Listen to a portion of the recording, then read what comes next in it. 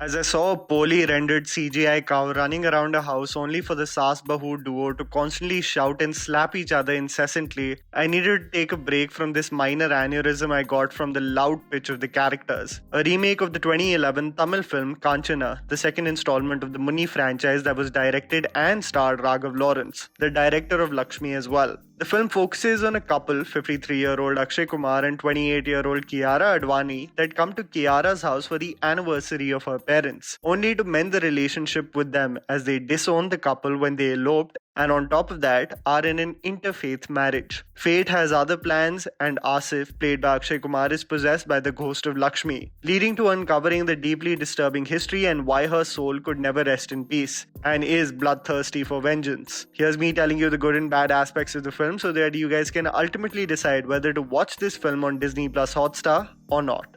The good.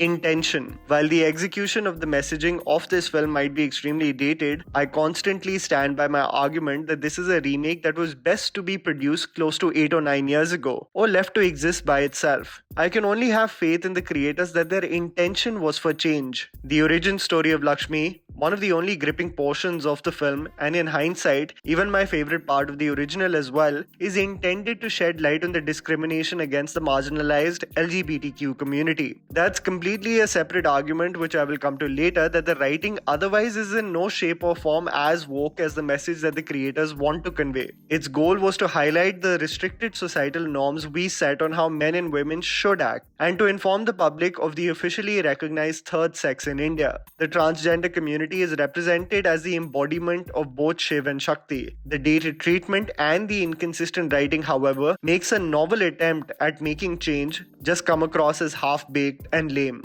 Sound design and climax. I absolutely fell in love with the haunting background score we first were introduced in the teaser of Laxmii. The score created by Amar Mohile has the ability to send chills down your spine, even though a subscriber pointed out the similarity of the sound with the orchestral version of PUBG. Yes, you heard that right. I honestly feel that this score deserved a better film. The climax of the movie is the only portion in which Akshay Kumar shines. I was imagining the sequence play out in a single screen theatre and the pandemonium that would follow. Sadly, the point is that you really have to be an Akshay Kumar fan to have the patience to go through the exhausting and jarringly loud acting in its first half to finally have something to cheer for. The overdependence of crass and forced humour is this film's biggest downfall.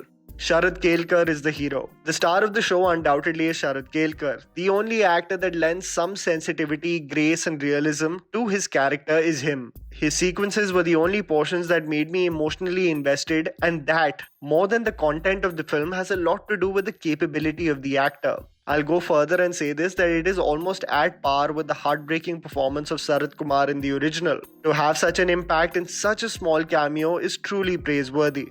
The underwhelming aspects, the tiring trope. The remake takes a different route compared to the original in regards to the main character Asif. While in the original, Raghav feared ghosts, almost jumping to his mother's hip at the first sign of trouble, Asif, played by Akshay Kumar, is a skeptic regarding anything not backed by science. And to introduce us exactly that, they take the route of Asif exposing a fraud Hindu godman. All I'm saying is that I acknowledge that it is a reality. The blind faith towards them forms a great case study of human psychology, but I feel the trope of Hindu godman being exposed for comedy is reaching its point of exhaustion. Editing. The most annoying quality of the movie is its haphazard editing, almost not caring about cause and effect or even basic logic. After Asif's character is introduced to us, the movie starts its opening credits with a song called Start Stop. The song is picturized where Akshay Kumar is gawking at women at bikinis, only for me to wonder, isn't he married? Why is he gallivanting like a bachelor? And then I realized, oh, this has nothing to do with the movie. It represented that song that plays as people enter in the theatre with their phone lights on, only to step on your feet as they go on their designated seats. The most hilarious part of the movie is that, evidently, there are some songs which are just shot as music videos, and the writing team of the film have to somehow place those songs in the edit. So in a random scene, Asif tells Rashmi, मैं तुम्हें कुछ भी खरीद के दे सकता हूँ, and she goes, मैं नहीं मानती, only for Asif to say, तो चलो मेरे सपनों में. Transitioning to Dubai out of nowhere,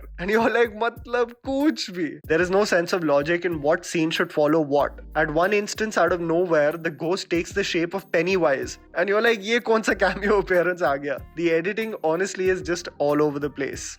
The writing. Farhad Samji, the writer of masterpieces like Houseful 2 and Himmatwala, has written the dialogues of the film. The inconsistency of the problematic humor, while at the same time the film wanting to send out a novel message, makes it a writing khichdi. Asif constantly talks about if he ever sees a ghost, wo chudiyan pehen lega. Because chudiyan ladkiyan pehnti hai, to a clear mark of weakness. The dialogue, especially in 2020, comes across as plain ignorant. There is a moment where there's a Jagrata also happening and a rendition of Apna Time Aayega plays. Aisha Raza is constantly referred to as Moti. A prime example of this forced humor is this ghost telling a character to get out, only for her to do the Madhuri Dixit Mar Dala step. It's just not funny.